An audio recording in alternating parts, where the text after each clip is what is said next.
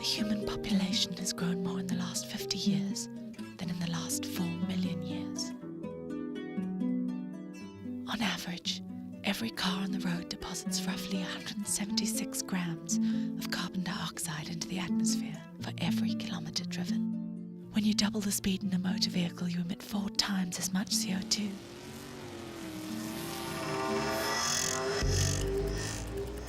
The global economy consumes approximately 30 billion barrels of oil per year. The carbon footprint of the average Westerner is about 10 tons of CO2 per year.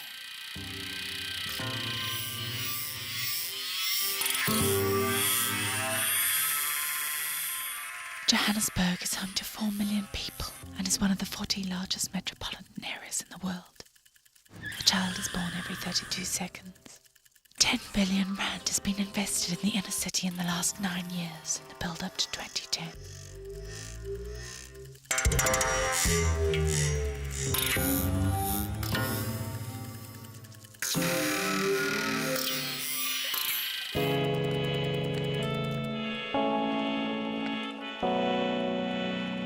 If I Google a river and dial up a fish, what would it say? Would it engage me in elegiac discourse on environmental hegemony? Would it be pro-green or pro-skeptic? Would it love the hippies in the same way they love the dolphins? Or would it tell me about the Atlantic salmon who returned to the Seine River for the first time in over 100 years, swimming past the Eiffel Tower? Organic and chemical pollution led to their local extinction sometime between World War I and World War II.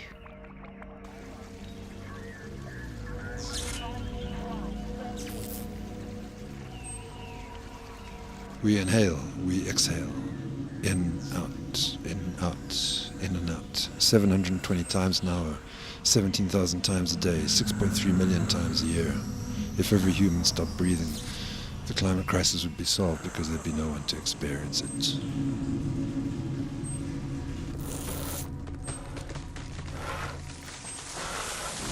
"17,000 trees are cut down each day. 50 million acres of rainforest is lost every year. Natural gas provides 20% of the world's energy consumption. Methane from chicken manure can be converted into natural gas, capable of running a vehicle and heating a home. Fossil fuels provide 95% of the world's energy needs, like mobility and electricity. South Africa produces 272 million tons of man-made carbon dioxide a year. 49% of electricity generation comes from burning coal. Globally, 884 million people do not have access to drinking water. 8 litres of water are wasted each time you flush the toilet. Air pollution causes respiratory diseases and reduces life expectancy. Lead, carbon monoxide, sulfur dioxide, polycyclic hydrocarbons. Is CO2 becoming too dense to breathe?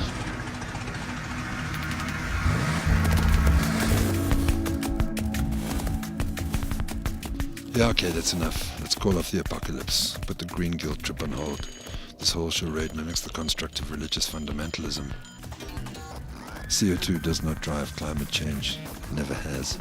Green groups truncate data to suggest that global temperatures have increased by 0.2 degrees every decade for the last 100 years, but opposing scientists say temperatures have increased by a mere 1 degree. Environmentalist ideology is unscientific, irrational, and anti-humanist.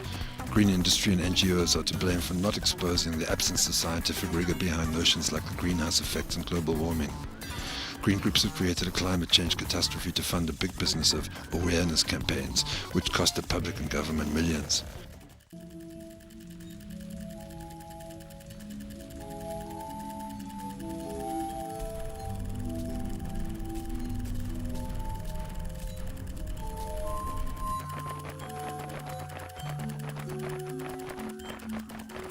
Construction accounts for about 12% of carbon dioxide emissions.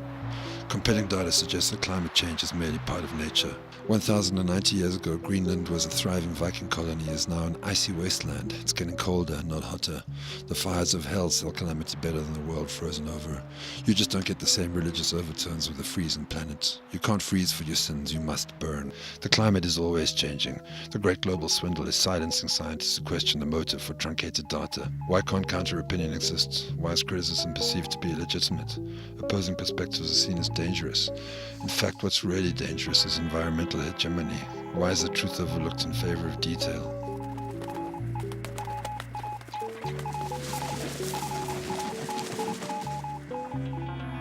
Flash flood, green grass, hurricane, waterfall, rising sea level, cherry blossoms, melting ice, dandelion, tsunami.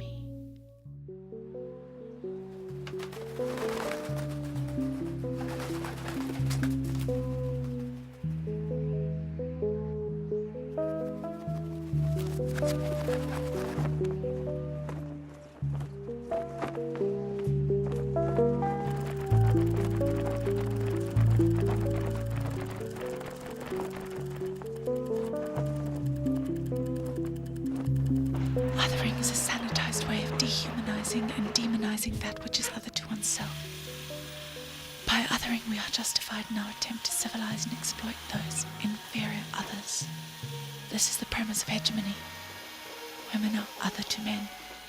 Animals are other to humans. 1 in 4 mammals is at risk of extinction. Hegemonic power relations continue to exist between male and female, man and woman, human, animal, environment and planet.